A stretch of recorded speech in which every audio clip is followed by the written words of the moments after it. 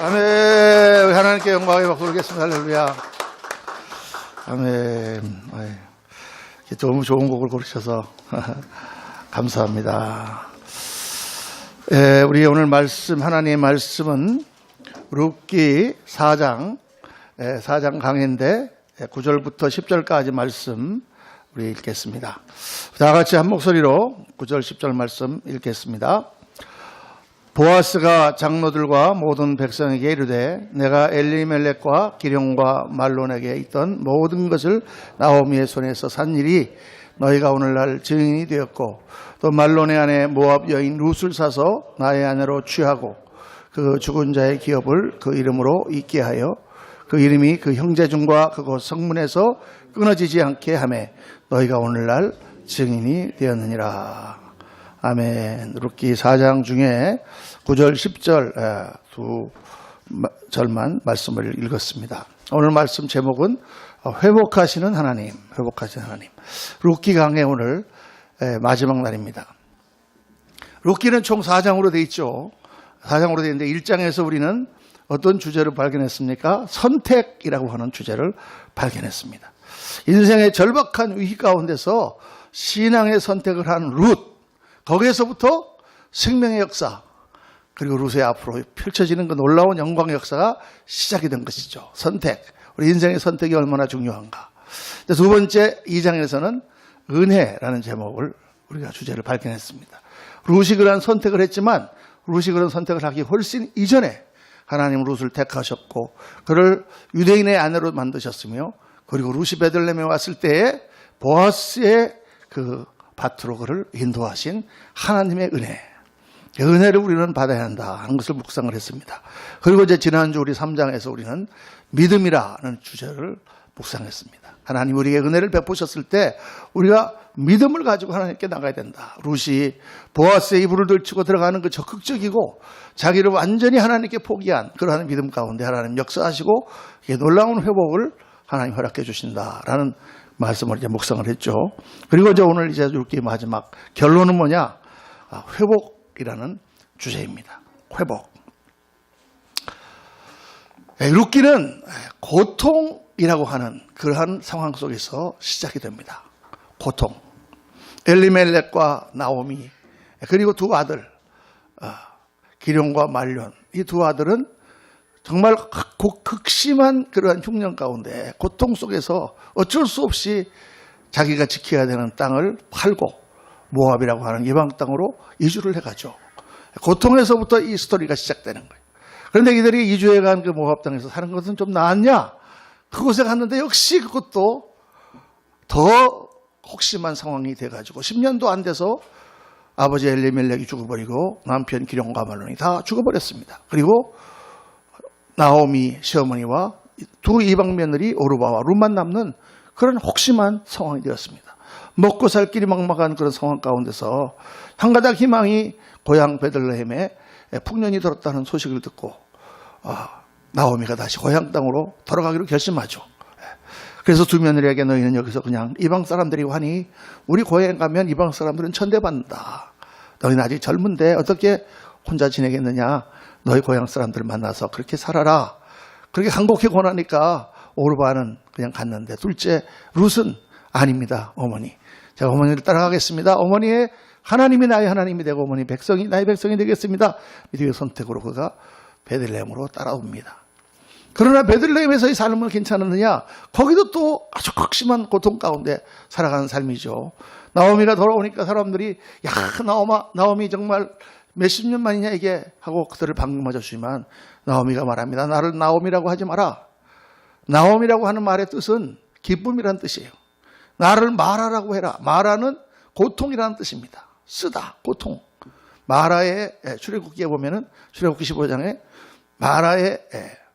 마라의 물이 나오잖아요. 그렇죠? 고통. 나를 더 이상 기쁨이라고 말하지 마라. 아무것도 없어요. 자기를 도와줄 사람도 없습니다. 먹고 살 길도 막막합니다. 그래서 젊은 룻이 나가서 밭에서 추수할 때 떨어진 부스러기 곡식을 주워다가 먹는 그런 고통의 연속인 그런 삶이 됐죠. 이렇게 고통 속에서 시작된 룻기의 이야기지만 그 이야기가 이제 어떻게 전개가 됩니까? 그 고통 속에 하나님의 은혜가 있었다. 이렇게 되는 거죠. 하나님께서 일찍이 룻을 택하시고 그가 베들레헴으로 이미 오기 전부터 기업 물을 자 보아스를 예비해 놓으셨습니다. 마치 우연과 같이 하나님이 그 발길을 인도하셔서 들어가는 곳이 바로 보아스의 밭이었고 거기서 보아스를 만나 보아스가 기특한 룻을 보며 그에게 은혜를 베풀기 시작하면서 조금씩 회복시켜 가시는 역사가 나오죠. 그리고 오늘 본문 4장에 와서 완전한 회복이 이루어지는 것입니다. 추수잔치가 있던 날 밤 부끄러움을 무릅쓰고 보아스의 담요를 들치고 자기 몸을 의탁한 룻 그 용감한 여인을 보아스가 받아들이고 그 다음날 약속을 지키는 것입니다. 성문 앞으로 가서 보아스가 친족이기 때문에 그 기업을 물을 줄 수 있는데 그보다 더 가까운 친척이 있어요. 그 사람에게 먼저 우선권이 있다고 말해요. 그래서 그 사람으로부터 그 권리를 이양을 받아야만 법적으로 기업을 물어줄 수가 있었습니다. 그래서 성문 앞에 사람들이 다 지나다니니까 거기서 이렇게 지키고 있다가 마침 그 사람이 지나가니까 그 사람 불러서 당신 나랑 할 말이 있다. 그래서 그 사람에게 자초지종을 설명하고 룻과 지금 나오미의 엘리멜렉의 기업을 당신이 물어주겠냐? 그거를 당신이 사가지고 그 룻을 아내로 삼고 그 빚진 걸 다 갚아주고 그 땅을 도로 사줘야 된다. 그러니까 처음에는 이 사람이 자기 의무니까 하겠다고 그러다가 나중에 보니까 너무 부담이 큰 거예요. 아, 자기는 못하겠다. 당신이 하겠으면 해라 하고 권리를 이양해 주니까 다 증인들을 불러서 이양을 받고 거기서 이제 나오미의 모든 땅을 도로 사주고 룻을 아내로 삼는 완전한 회복이 그때 일어난다. 이제 이런 이야기죠. 그래서 이제 룻기 4장에는 그리하여 어떻게 됐습니까? 여러분 다 4장 집에서 읽어오셨죠? 네, 할렐루야. 역시 정직하신 우리 그레이스교 성도님들은 정직하세요. 네, 아멘 안 하고 가만히 웃고 있는 걸 보면 역시 안 읽어오신 거 확실합니다. 네. 그래서 이제 룻이 보아스의 아내가 되고 나오미는 땅을 도로 찾고 다 잘 먹고 잘 살게 되었다. 해피엔딩. 그런데 그것으로 끝이는 게 아니라 룻이 맨 마지막에 보면 보아스가 룻 이렇게 해서 결혼을 했는데 그 아들이 어떻게 됐습니까? 아들이 다윗 왕의 할아버지예요. 조부입니다. 그러니까 룻은 증조모가 된 것이죠. 이스라엘 왕가의 이름을 올리는 영광을 얻었고 더 나아가서 마태복음 1장에 보면 이 땅에 오시는 예수 그리스도의 그 족보에 찬란하게 룻의 이름이 올라가 있습니다. 예수 그리스도의 계보에 들어가는 영광을 룻은 얻게 되었다. 이게 이제 하나님께서 하시는 회복의 역사를 우리에게 보여주시는 것이죠. 육신적으로 이 땅에 살면서 회복과 이 땅에서 명예를 되찾았을 뿐만 아니라 영원히 남는 영광의 주인공이 되었다. 이 룻기를 통해서 하나님께서 우리에게 보여주시는 것은 하나님의 구원 역사의 모형으로 이 룻의 이야기를 보여주시는 것입니다. 성경에 여러 가지 이야기가 나오지만 궁극적으로 하나님은 어떤 하나님이시냐? 하나님은 회복하시는 하나님이시다. 회복의 하나님입니다. 성경 전체는 그 이야기를 지금 하고 있는 것이죠. 우리 인간은 회복받아야 되는 존재다. 왜 우리가 회복받아야 됩니까? 그것은 죄로 말미암아 하나님이 우리를 창조하셨을 때 그 인간의 모습에서 완전히 벗어난 모습으로 인생이 살아가고 있기 때문이라는 거죠. 여러분 우리 인생이라는 것이 그렇습니다. 하나님이 인간을 창조하실 때에 성경에 보면 하나님은 완전한 그러한 존재로 인간을 창조하셨고 그에게 요약해 보면 세 가지 하나님의 영광을 주셨어요. 첫째는 영원한 생명입니다. 생명을 부여하셨어요. 그 코에 숨을 불어넣으시고 살아있는 생명을 하나님 부여하셨어요. 하나님께 죄를 범하지 않으면 영원히 살 수 있는 생명을 부여하셨고 하나님이 그를 지극히 사랑하심으로 사랑을 부어 주셨죠. 아담이 하와를 맞았을 때 너는 내 뼈 중에 뼈요 살 중에 살이라.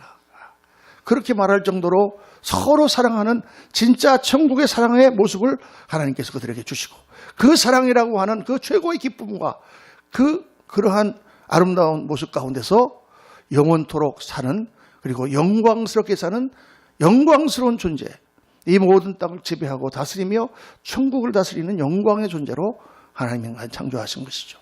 그러니까 우리가 사람이 살면서 필요한 게 뭐냐? 생명이 필요하고 사랑이 필요하고 영광이 필요합니다. 그런데 인간이 그걸 지키지 못하고 생명의 근원이시며 그 모든 것의 근원이신 하나님을 거역하고 하나님과의 관계가 끊어졌을 때 어떤 일이 벌어졌습니까? 인간은 생명을 잃어버리고 죽음이라고 하는, 죄와 저주 가운데 죽음이라고 하는 그런 자리로 가게 되었고, 인간이 가진 사랑은 정말 하나님의 숭고한 사랑이 아니라 이그러지고 삐뚤어진 자기중심적인 이기적인 사랑밖에 할 수 없는 존재가 됐다고 말이에요. 그리고 하나님의 찬란한 영광이 아니라 천하고 보잘것없는 영광을 추구하는 속물, 그렇죠. 오늘 이 시대 사람들이 추구하는 가치, 그들이 정말 추구하는 영광, 그거는 옛날 사람들이 말할 때 속물입니다. 아주 세속적인, 잠깐 있다가 없어질, 오늘은 꼭대기 올라갔다가 내일은 바닥으로 떨어지는, 많이 가져서 결국은 추하게 변하는 그런 영광, 그런 것들을 추구하는 그런 속물로 바꿔버렸다. 그게 여러분 우리 인생의 숙명입니다. 멸망으로 향해 가는 인간의 일생은 그렇게 고통과 저주로 다 얼룩져 있어요. 어떠한 인생도 고통을 떠나서는 분리해서는 생각할 수가 없습니다.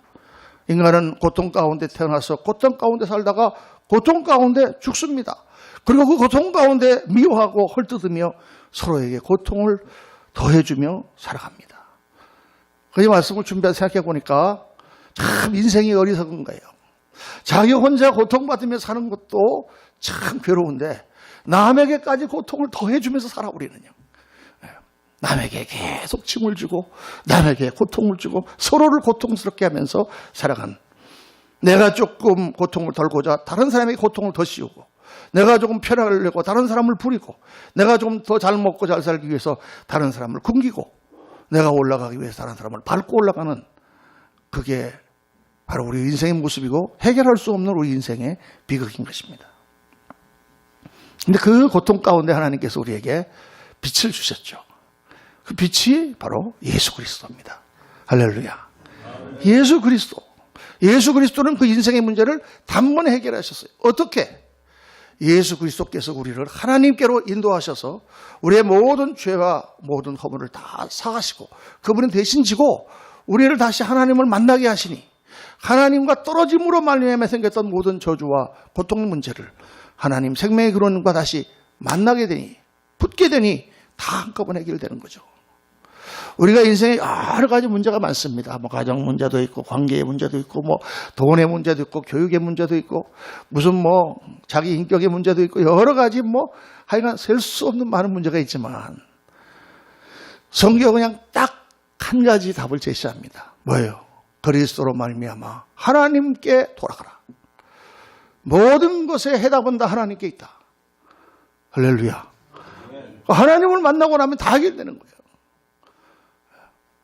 하나님을 만나지 못했기 때문에 사실 그 모든 문제가 발생한 것이기 때문에 하나님만 만나면 다 해결되는 거죠. 옛날에 그런 그 농담이 있었어요. 어떤 목사님이 말씀해 주셔가지고 제가 너무 은혜스럽게 농담 받았는데, 어떤 가난하지는 않지만 회사원인데 그냥 집에 가가지고 이렇게 밥 먹으려고 그러면 꼭 옆에서 부인이 잔소리를 꼭 밥상에서 한다. 뭐 우리 집 여보, 어제 옆집 순이네는 새 소파 들어왔대. 그래. 그리고 또 오늘 보니까 누구네 철순이는 새 차 뽑았던데. 계속 그냥 밥 먹을 때마다 누구는 냉장고를 새로 들였다, 누구는 뭘 TV를 새로 했다, 뭐 계속 말하는 거예요. 그냥 밥 먹다가 밥맛이 다 떨어지고, 그냥 또 퇴근해서 집에 가려고 하면 오늘도 또 밥상머리에서 또 우리 마누라가 하겠지, 막 그냥 속이 상해가지고 이걸 어떡하나. 그러다가 그냥 이분이 기가 막힌 생각이 하나 떠오른 거예요. 오케이, 오늘 내가 집에 가면 한마디 해줘야지. 그동안 내가 참았는데. 그랬더니 집에 갔더니 또 밥 먹으려고 앉으니까 또 여보 이것도 없고 저것도 없고 차도 그렇고 뭣도 그렇고 맛도 막 계속 얘기하길래 딱 숟갈 넣으면서 조용히 해! 한 가지만 얘기해. 돈 하나 없는 거잖아. 돈 하나 없는 거 하나만 얘기해. 끝! 그러고 밥 먹었답니다. 그렇죠.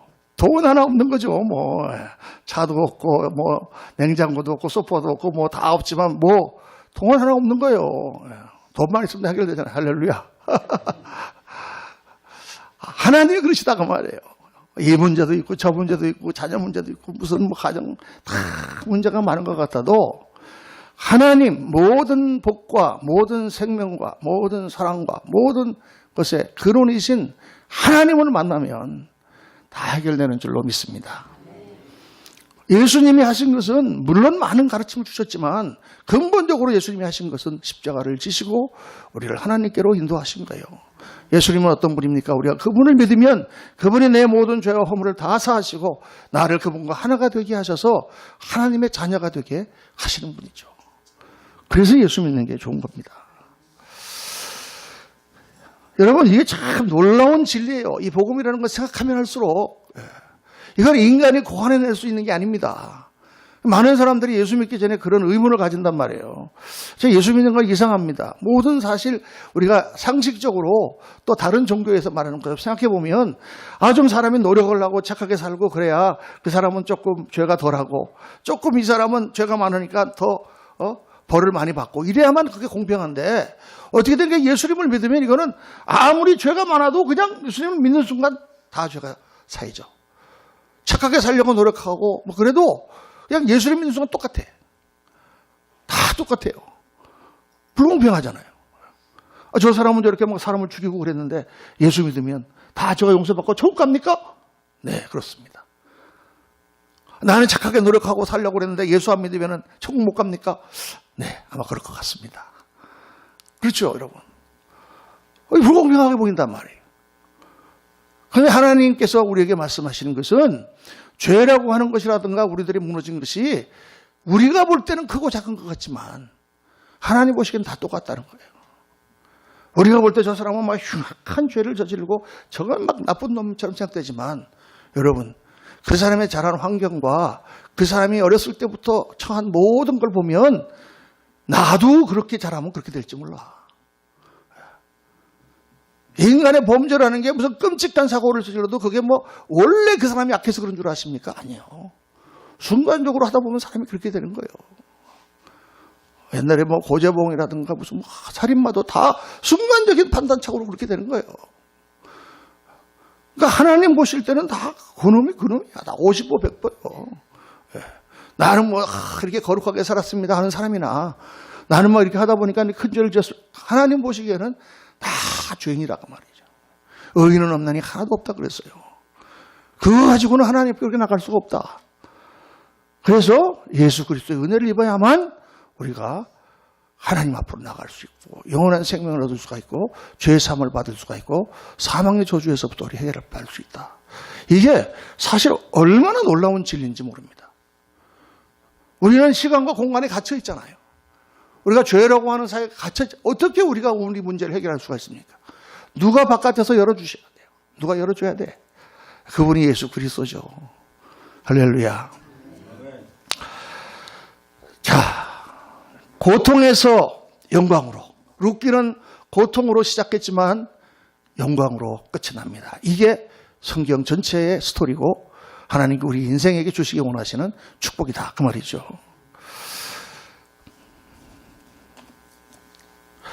예수님을 믿으면 단순히 영혼만 구원받는 게 아니라 모든 것을 회복시켜 주신다. 룻에게 회복하셔 주신 것처럼 모든 것을 육신적인 것, 영혼 물론 구원받고 천국 가죠. 하나님 믿는 사람 되지만 예수를 믿게 되면 하나님께서 우리의 정신세계를 고쳐주시고 불안했던 마음 가운데 평강을 주시고 예수님을 정말 온전히 믿고 말씀 가운데 들어가면 우리 인격을 고쳐주시고 성령께서 역사하셔서 우리 안에 성령의 열매들을 불어넣어 주시고 사람이 변화되고 가정이 변화되고 관계가 변화되고 육신적인 것도 치료받고 병도 낫게 하시고 가난했던 것도 하나님께서 풍요로 바꿔주시고 비천했던 사람은 하나님께서 영광으로 높여주시고 모든 우리 면에서 하나님의 역사가 일어나는 줄로 믿습니다. 그게 복음이고 그게 하나님이 하시는 일이죠. 근데 이런 말씀을 하면 어떤 분은 목사님 저는 아직도 가난한데요? 이렇게 물어보시는 분이 있어요. 조금 더 기다려보세요. 하나님이 좀 짚고 넘어가시는 게 좀 있어야 될지도 몰라. 하나님이 하시는 시간이 있습니다. 하나님이 왜 우리를 이렇게 낮추시느냐? 우리가 교만하게 되기 때문에 그래요.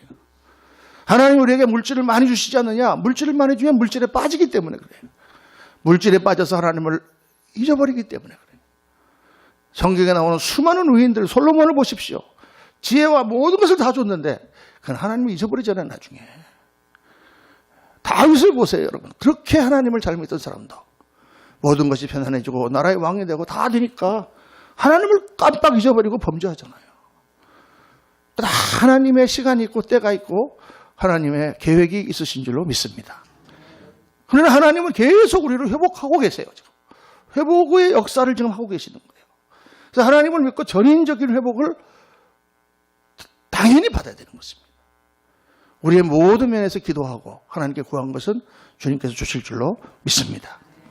하나님은 그렇게 우리에게 복 주시고 그렇게 우리를 사랑하시는데 그게 여러분 절대 우리가 믿음 좋아서 그러는 게 아닙니다. 하나님께 복을 많이 받은 사람은 잠깐 착각하는데 자기가 믿음 좋아서 그렇다 생각해요. 천만의 말씀. 그 증거가 당신보다 믿음이 훨씬 적은 사람도 더 잘 살아. 그리고 훨씬 믿음이 못한 사람도 더 잘 살고 훨씬 믿음이 좋은 사람도 더 못 사는 사람도 있어요. 그러니까 그게 하나님의 은혜예요. 하나님 주신 은혜입니다. 우리에게 채워주는 모든 것은 하나님 주신 은혜인 줄로 믿습니다. 그런데 또 놀라운 것은 하나님께서 내가 조금만 잘하면 그게 그냥 이뻐서 많이 상을 주세요. 많은 복을 주십니다. 내가 요거 조그만 거 하나님이 하라고 하실 때 했는데 그게 기뻐서 뭐하고 똑같았냐면 맨날 그냥 40점만 받아오던 아들이 어느 날 이놈이 90점을 받아왔어. 딱 한 번. 잔치가 벌어지죠, 집에서 그냥 갑자기. 아버지가 좋아가지고 막 싱글벙글 이게 웬일이냐. 그렇게 하나님은 우리를 사랑하시는 하나님이시죠. 믿습니까? 그런데 오늘 이 본문 속에서 우리가 하나님이 주시는 이 회복이라고 하는 엄청난 중요한 이 주제와 이 메시지를 우리가 받으면서 또 하나의 메시지가 있는 것을 우리는 발견합니다. 그것은 뭐냐? 바로 책임이라고 하는 주제입니다. 책임. 오늘 본문에 엑스트라로 나오는 사람이 하나 있는데 그건 누구냐? 바로 이 나오미의 기업을 물어줄 권리를 제일 먼저 가지고 있는 제일 가까운 친족, 성문을 지나가던 사람. 그 사람이 엑스트라죠. 이름도 안 나오죠. 그 사람 우리가 주목해 봐야 됩니다. 성경이 놀라운 것은 내 지금 친족이 지금 이렇게 고통을 당하고 땅을 팔아가지고 떠돌이가 될 수밖에 없는 상황이면 제일 가까운 친족이 돈이 되는 대로 그것을 대신 갚아줘서 그 사람이 다시 그 기업을 이룰 수 있게 해야 되는데 그런 책임이 그 당시 시족사회와 이 성경에 나오는 그런 모든 사람에게는 부여가 되는데 그거를 의무다, 책임이다 이렇게 얘기를 하지 않고 성경은 뭐라고 얘기하느냐? 권리라고 얘기하는 것입니다. 기업을 물어줄 권리. 여러분 이게 신기하잖아요. 그 하나님은 그거를 책임이라고 하지 않고 권리라고 그러신다고요. 내가 기업을 다른 사람, 내 친족이, 내 형제가 지금 다 망해가지고 올 데가 없는데 내가 그 땅을 도로 사서 그 사람에게 그것을 주어서 살게 해주는 그러한 의무를 성경은 권리라고 얘기하고 있다는 거예요. 권리. 이 기업 물을 권리, 그거를 나에게 팔아라, 나에게 달라 하고 보아스가 좀 얘기하는 거잖아요. 그게 뭘 말씀하시느냐? 하나님이 우리에게 은혜를 주실 때 우리에게 그 은혜를 받고 하나님이 우리에게 주시는 그 모든 사명을 감당할 책임이 우리에게 있는데 그것은 책임이 아니라 권리라는 거예요. 그게 지금 성경에 지금 말씀하시는 중요한 내용입니다. 자, 하나님이 나에게 은혜를 베풀어 주셨어요. 사랑을 베풀어 주셨어요. 우리가 해야 될 일은 뭡니까? 딱 하나 있죠. 우리의 의무. 그 사랑을 받아야 돼요. 받아들여야 돼. 아무리 하나님이 은혜를 베푸시고 사랑을 베푸셔도 받아들이지 않으면 그것은 빗나가는 화살처럼 갑니다. 그렇죠? 하나님이 주신 은혜를 받아야만 그것이 내 것이 될 수 있죠. 그것도 일종의 책임이라면 책임이죠. 그런데 더 중요한 책임 하나님 주십니다. 하나님의 말씀을 듣고 하나님 말씀대로 살아갈 수 있는 살아가야만 되는 책임을 주시는데 법을 주시는데 그것이 사실은 책임이요 의무지만 동시에 그것은 우리에게 특권이다. 하나님께서 어떤 것을 맡기실 때 하나님은 그것을 통해서 영광 받으시기를 원하시고 하나님이 그것을 통해 우리에게 상급을 주시기를 원하신다. 다시 말하면 우리에게 주어지는 어떠한 하나님의 명령이나 소명은 책임일 뿐만 아니라 기회다라는 거예요. 기회. 상급받을 기회. 이 성경이 지금 그걸 말씀하고 있잖아요. 하나님께서 우리에게 뭘 맡기실 때 여러분 그 기회를 놓치면 안 됩니다. 잡아야 되는 거예요. 자기에게 주어진 그 부담감, 자기에게 맡겨진 책임을 감당하는 사람, 그 사람이 리더요, 그 사람이 제자요, 그 사람이 여기 보아스와 같은 사람입니다. 그런데 너무나 많은 사람이 엑스트라처럼 살아가는 거예요. 너무나 많은 사람이 엑스트라처럼 사는 거예요. 여러분, 사실 이 룻이 나오미와 함께 베들레헴으로 돌아왔을 때 그 조그만 동네잖아요. 모든 동네 사람들이 다 그 사실을 알잖아요. 그렇죠? 온 동네가 나와서 방귀 맞았다 그랬어요. 그러니까 이 나오미의 제일 가까운 친족인 이 사람이 그 얘기를 몰랐을까요? 절대 모를 수가 없습니다. 항상 나오미가 마음에 걸려있죠. 야, 내가 이거 친족인데 이거 갚아줘야 될 사람인데 저거 이거 어떻게 갚지?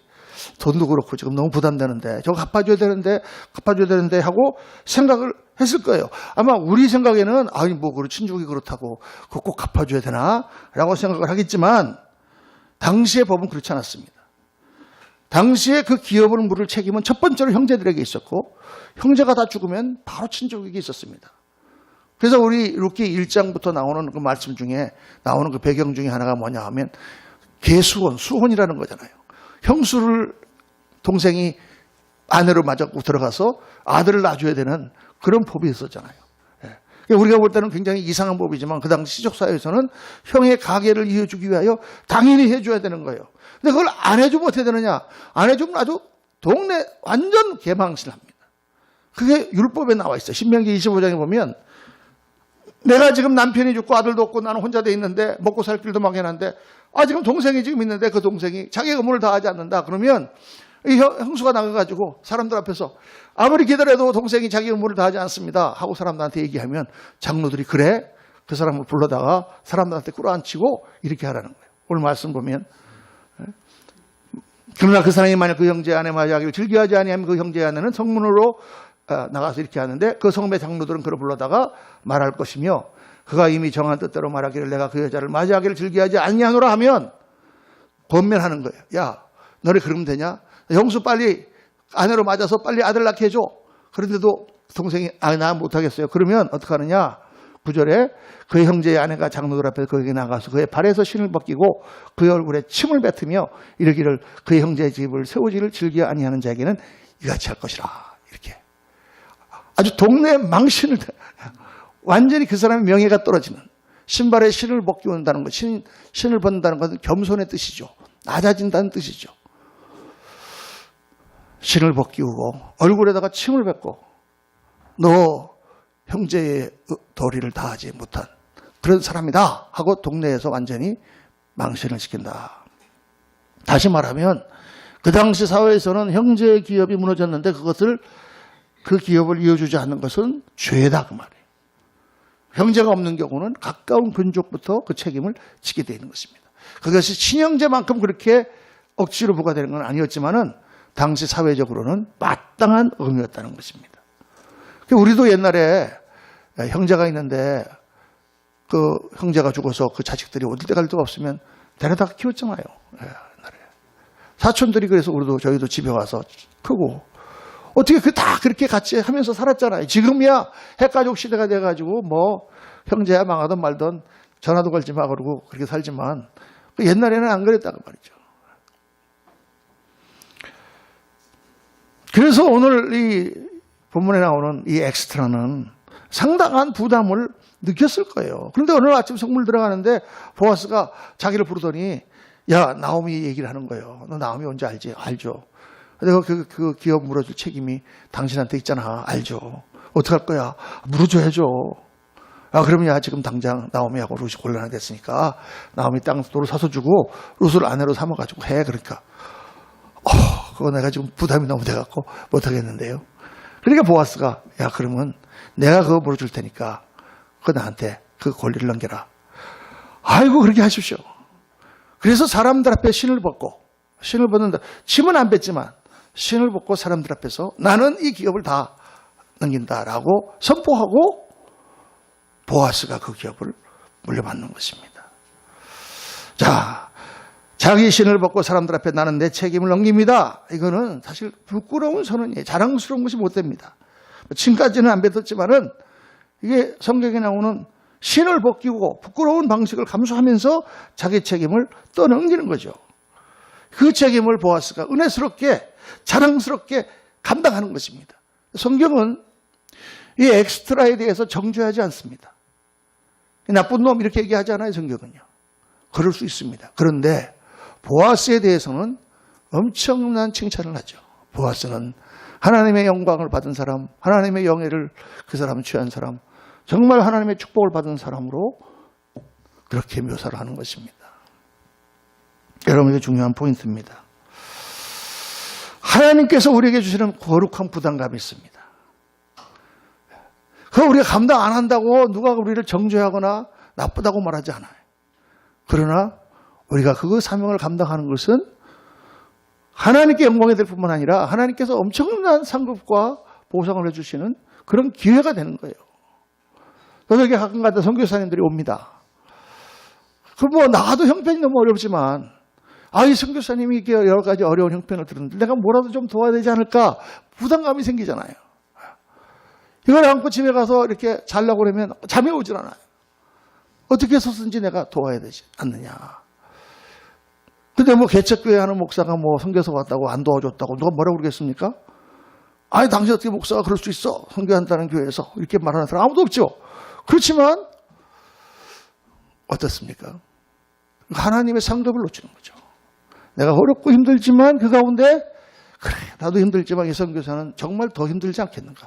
나는 지금 당장 50만 원이 없어도 살 수 있지만은 이 사람은 그게 없으면은 정말 중요한 하나님의 사역을 놓치지 않겠는가 하고 내가 주면 얼마나 하나님 기뻐하시겠냐 그 말이야. 할렐루야. 상을 받는 거죠. 하나님 주시는 모든 복이 나도 모르는 것들이 하나님이 채워주시는 것들이 온다 그 말이에요. 여러분, 이게 저뿐만 아니라 여러분 모두가 우리 교회 생활하면서 일상생활하면서 늘 하나님으로부터 챌린지를 받는 거잖아요. 뭔가 교회에서 일을 한다고 하는데 나도 좀 동참해야 하는데 하려니까 부담되고, 오늘 목사님 불러서 이거 좀 하세요. 집사님 이거 좀 하세요. 내 시간도 없고 지금 여러 가지 이거 왜 이렇게 부담 주시. 여러분, 부담이고 책임이지만 그건 또한 하나님 주신 기회요. 하나님 주신 축복의 자리다 그 말이에요. 할렐루야. 그때 그걸 기꺼이 감당하면 어떻습니까? 그 복이 다 나한테 오는 거죠. 이거 놓치면 안 되는 거예요, 여러분. 사회적으로도 그런 책임들이 있습니다. 인간적인 관계에서도 그런 것들이 있습니다. 이 책임을 감당하는 사람들이 리더요, 제자요, 축복과 영광을 받는 사람들이에요. 여러분, 절대 엑스트라 같은 삶을 살면 안 됩니다. 오늘 이 말씀을 통해서 하나님께서는 이제 룻기 결론을 내리면서 우리 인생에게 하고자 하시는 하나님의 계획을 보여주세요. 내가 나를 다시 만나서 내 자녀가 되고 하나님 안에서 살아갈 때 어떤 은총과 축복을 받는지를 하나님 보여주시고, 그렇게 역사하고 계시고 우리에게 알려주시고, 더 나아가서 정말 찬란한 영광과 하나님께서 우리를 높이실 것을 말씀하고 계시는데, 동시에 하나님 보아스를 보여주시면서 우리에게 하나님의 명령이 떨어질 때, 하나님의 부담이 우리 가슴에 올 때, 하나님께서 나에게 무엇을 시키고자 할 때 그것을 취하는 자가 되라. 그것은 너에게 주신 권리다, 특권이다. 아무에게나 일을 시키겠습니까? 아무에게나 일을 맡기겠습니까? 믿을 만한 사람, 사랑하는 사람, 인정하는 사람만 그 부담을 갖는 거죠. 오늘 이 말씀 묵상하면서 하나님 주시는 은혜가 너무 감사하고, 내가 회복의 자리를 향하여 나아갈 때 또 하나님 주시는 거룩한 부담 내가 받아서 정말 주님 앞에 큰 영광 돌려드리고 하나님의 존귀한 자리로 나아가는 신앙자가 되겠습니다. 결단하시는 저와 여러분 되시기를 예수님 이름으로 축원합니다. 기도합시다. 할렐루야. 감사합니다, 아버지 하나님. 오늘 룻기를 결론을 묵상하면서 정말 아주 명료하게 하나님 저에게 주시는 은혜와 회복의 역사를 보여주시고, 또 명료하게 오늘 우리에게 주시는 책임과 그것이 얼마나 큰 특권이요 축복의 길인지를 보여주셨습니다. 아버지 하나님 말씀을 듣고 정말 그 말씀을 가슴에 새기고 그 말씀대로 행하며 오늘 나에게 주신 영광의 자리로 나아가는 지혜로운 저희를 다 되도록 은혜 베풀어 주옵소서. 우리 구주 예수 그리스도 이름으로 축복하며 기도하옵나이다. 아멘.